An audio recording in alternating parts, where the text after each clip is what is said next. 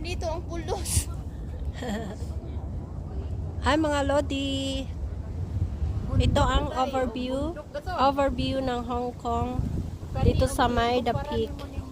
Wow, very nice. Makikita mo yung buong Hong Kong dito sa site na ito. Dito sa May The Peak. Ayan. So yung sa baba, yan yung mga building sa baba. Yan. Kung makikita nyo, napakaganda. Ang ganda.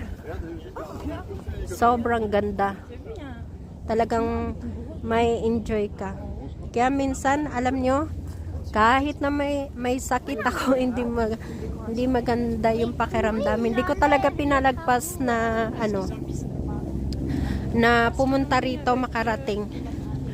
Kasi once in a lifetime lang natin to habang nandito pa tayo sa Hong Kong.